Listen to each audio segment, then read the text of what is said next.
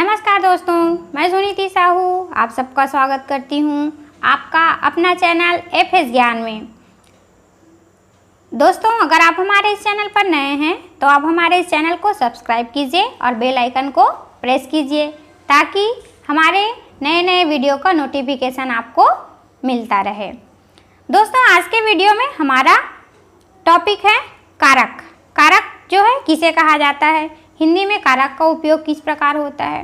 बहुत सारे competition exam में बहुत सारे क्वेश्चन जो है पूछा जाता है कि दिए गए जो चिन्ह है, कारक चिन्ह है, वो कौन सा कारक चिन्ह है, कौन से कारक के अंतर्गत आता है। तो इस जो कारक का उपयोग है बहुत सारे कंपटीशन एग्जाम में अक्सर इस टॉपिक से रिलेटेड बहुत सारे प्रश्न पूछे जाते हैं। तो आइए देखते हैं हम लोग आज का हमारा टॉपिक कारक। कारक को अंग्रेजी में कैसे कहा जाता है। आइए जानते हैं कारक की परिभाषा। कारक किसे कहते हैं? वाक्य में प्रयुक्त संज्ञा या सर्वनाम पदों का उस वाक्य की क्रिया से जो संबंध होता है उसे कारक कहते हैं। जो संज्ञा या सर्वनाम है उसका जो क्रिया के साथ संबंध बताया जाता है, जो संज्ञा या सर्वनाम है वो क्या काम कर रहा है, तो उस काम और उस संज्ञा या सर्वनाम के बीच में जो संबंध है उसको बताने का काम जो है कारक करता है। देखिए यहाँ पे कुछ एग्जाम्पल दिए हुए हैं, जैसे रोहित ने पत्र पढ़ा, रीना ने रोहित को पत्र लिखा, रीना ने कलम से पत्र लिखा, रीना ने रोहित के लिए मोबाइल खरीदा।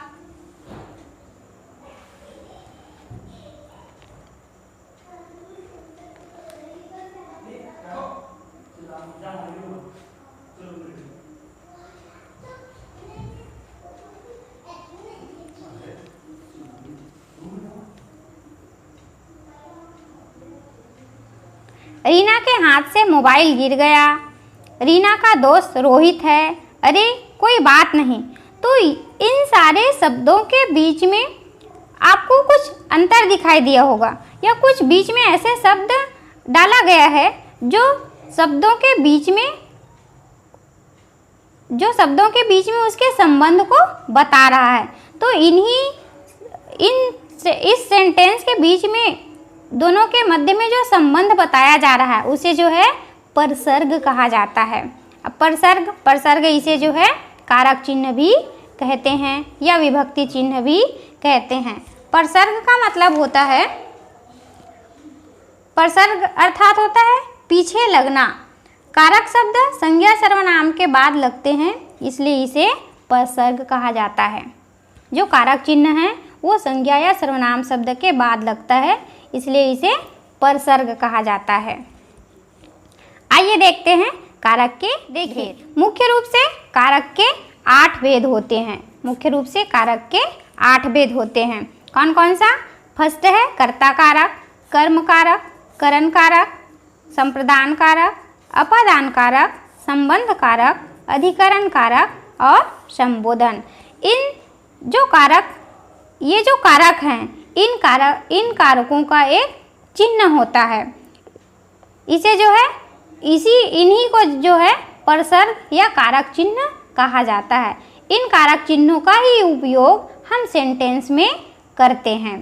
तो देखिए ये जो कारक है इनका चिन्ह कौन कौन सा है। जैसे कर्ता है तो कर्ता का कारक चिन्ह है ने, कर्म का कारक चिन्ह है को, करण का कारक चिन्ह है से, के द्वारा, संप्रदान का कारक चिन्ह है को, के लिए, अपादान का कारक चिन्ह होता है से, अलगाव की स्थिति में होता है।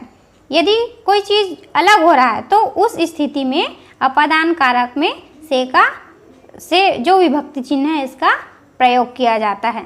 संबंध इसका कारक चिन्ह होता है का, के, की। अधिकरण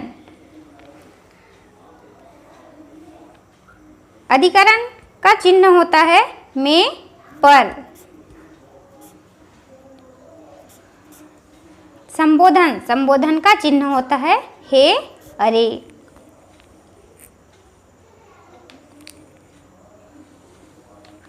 आइए इन कारक चिन्हों के विषय में हम विस्तार से जानकारी प्राप्त करते हैं। तो हमारा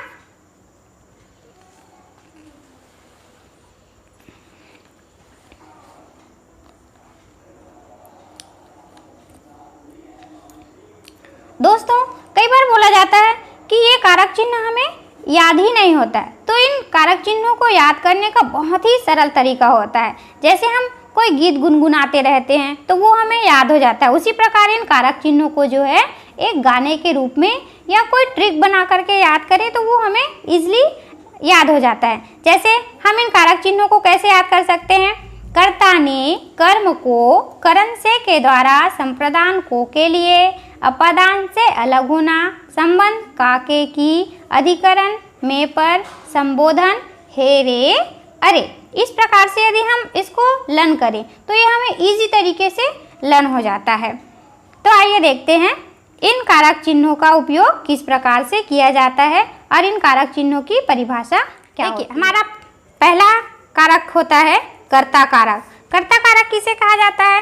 काम करने वाले को ही कर्ता कारक कहते हैं, अर्थात जो वाक्य है उसमें जो काम करने वाला होता है, जो कर्ता होता है, जिस काम को संपन्न करने वाला होता है कर्ता, जो कार्य को संपन्न करता है कर्ता, उसे जो है कर्ता कारक कहा जाता है। इसका विभक्ति चिन्ह होता है ने, इसका विभक्ति चिन्ह होता है ने।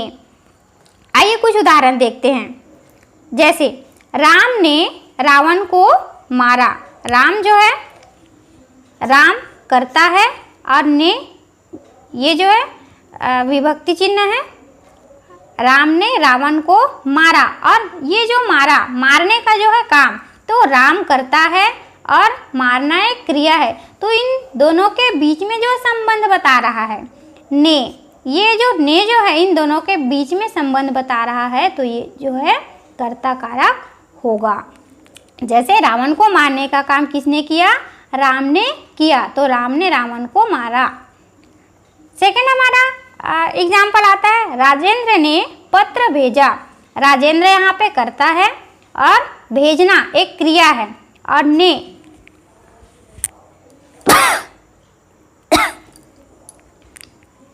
राजेंद्र ने पत्र भेजा।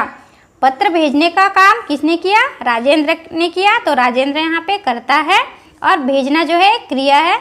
इन दोनों के बीच में जो संबंध बता रहा है ने, तो कर्ता के द्वारा जो काम किया जा रहा है ये जो है कर्ता कारक के अंतर्गत आता है, कर्ता कारक कहलाता है। के भेद में हमारा दूसरा कारक आता है कर्म कारक। कर्म कारक किसे कहा जाता है? देखिए, कर्म कारक किसे कहते हैं? कर्ता के काम का प्रभाव जिस पर पड़ता है वह कर्म कारक कहलाता है। जो कर्ता जो है जो काम करता है और उस काम का प्रभाव जिस पर पड़ता है वह जो है कर्म कारक कहलाता है। इसका चिन्ह होता है को। जो कर्म कारक है उसका चिन्ह या परसर्ग होता है को। इसका उदाहरण देखिए, जैसे पुलिस ने चोर को पकड़ा। पुलिस ने पकड़ा, बट किसको पकड़ा? चोर को पकड़ा। तो यहाँ पे कहा जा रहा है कि कर्ता के काम का प्रभाव जिस पर पड़ता है, ये पुलिस करता है और पकड़ने का काम क्रिया है, बट पकड़ने का काम किसने किया? किसको किया? चोर को किया। तो इस क्रिया का प्रभाव जो है किस पर पड़ रहा है? चोर पर पड़ रहा है, अर्थात ये जो है कर्म कारक है। जैसे मैं पानी पी रहा हूँ। मैं पी तो रहा हूँ, किसको पी रहा हूँ? पानी। मैं पानी पी रहा हूँ, अर्थात मैं पीने का काम जो है क्या किसको कर रहा हूँ? पानी को। तो जो प्रभाव है, जो काम का प्रभाव है किस पर पड़ रहा है? पानी पर पड़ रहा है। वैसे ही गोपाल ने राधा को बुलाया। गोपाल ने बुलाया, बट किसको बुलाया? राधा को बुलाया। तो यहाँ पर काम का प्रभाव राधा के ऊपर पड़ रहा है, तो इस प्रकार से ये कर्म कारक होगा। कारक के अंतर्गत हमारा तीसरा कारक होता है करण कारक। करण कारक किसे कहते हैं? कर्ता जिस साधन से काम को पूरा करता है। जो करता है वह जिस साधन के द्वारा काम को पूरा करता है वह करण कारक कहलाता है। इसका चिन्ह होता है से। जैसे रोमा ने चाकू से फल काटा। रोमा जो है करता है और फल को काटने का काम किया, बट किससे किया? किससे किया? चाकू से किया। तो यहाँ पर क्या बोला जा रहा है? कर्ता जिस साधन से काम को पूरा करता है, अर्थात रोमा ने फल को काटने का काम तो किया, बट किस साधन से किया? चाकू से किया। तो ये जो है करण कारक होगा। कलम से पत्र लिखा। कलम से क्या लिखा? पत्र लिखा। मैंने पत्र तो लिखा, बट किससे लिखा? कलम से लिखा। तो यहाँ पर जो कर्म का जिस काम को किससे पूरा किया जा रहा है? कलम से। पत्र लिखने का जो काम है वो कलम के द्वारा हो रहा है, कलम से हो रहा है। तो ये जो है करण कारक, अर्थात काम को जिस साधन के द्वारा किया जा रहा है वो जो है करण कारक कहलाता है। चौथा हमारा कारक आता है संप्रदान कारक। संप्रदान कारक किसे कहते हैं? कर्ता जिसके लिए क्रिया करता है। कर्ता जो है जिसके लिए क्रिया करता है वह संप्रदान कारक कहलाता है। अर्थात जो करने वाला है वह जिसके लिए काम कर रहा है वह जो है संप्रदान कारक कहलाता है। इसका चिन्ह होता है को के लिए। देखिए, जैसे डॉक्टर ने रोगी के लिए दवा लिखी। डॉक्टर जो है कर्ता हो गया और इसने क्या किया? लिखने का काम किया, है ना। बट किसके लिए? रोगी के लिए। अर्थात यहाँ पे कहा जा रहा है जिसके लिए क्रिया करता है, कर्ता जो है जिसके लिए क्रिया करता है, जिसके लिए काम करता है वह संप्रदान कारक होता है।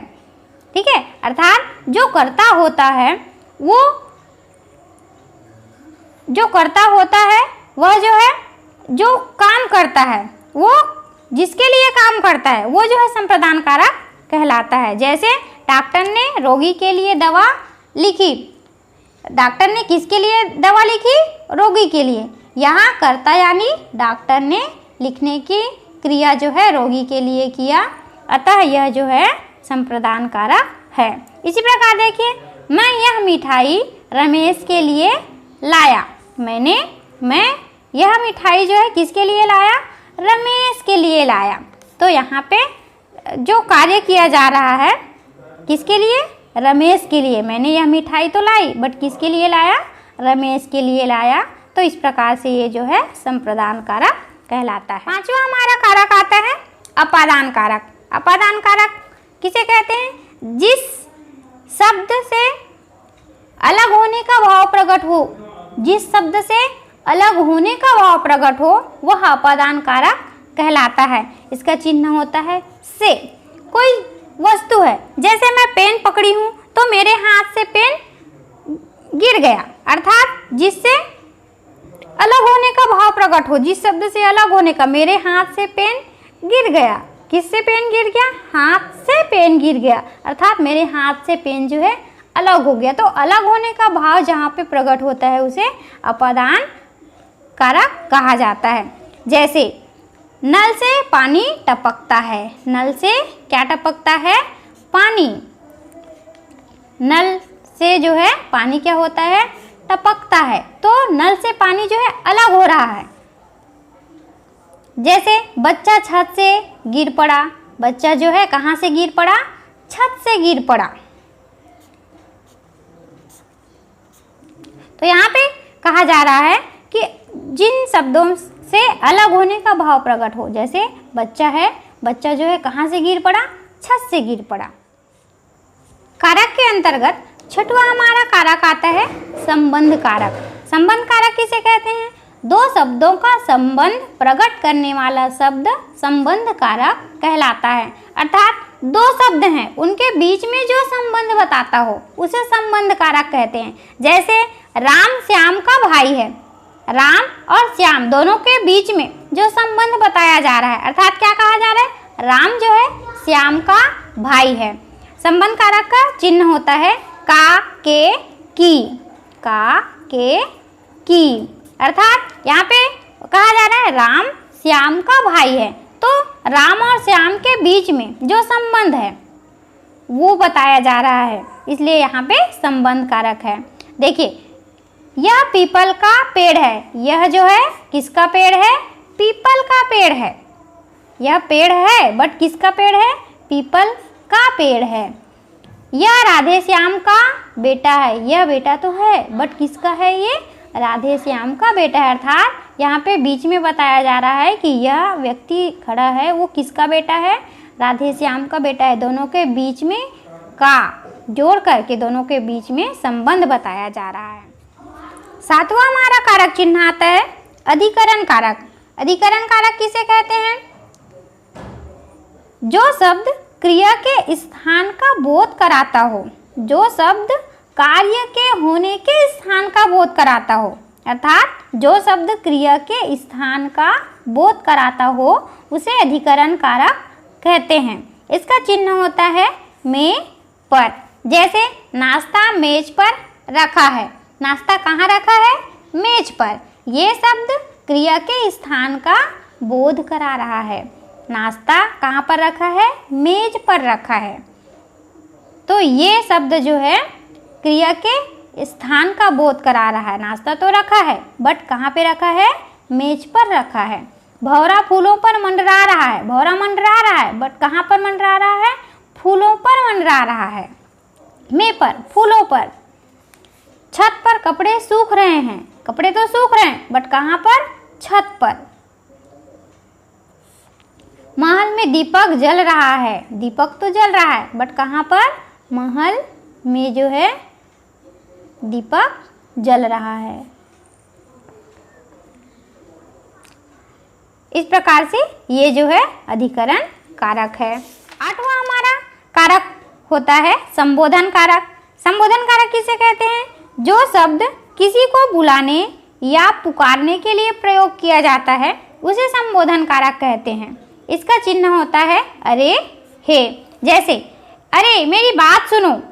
हम उसको अपनी बात सुनाने के लिए पुकार रहे हैं, बोल रहे हैं, तो किसका उपयोग किया हमने? यहाँ पे अरे, अरे मेरी बात सुनो। तो इस प्रकार से हम किसी व्यक्ति को संबोधित करने के लिए या बुलाने के लिए या पुकारने के लिए जिन चिन्हों का उपयोग करते हैं उन्हें जो है संबोधन कारक कहा जाता है और उसका चिन्ह होता है हे, अरे।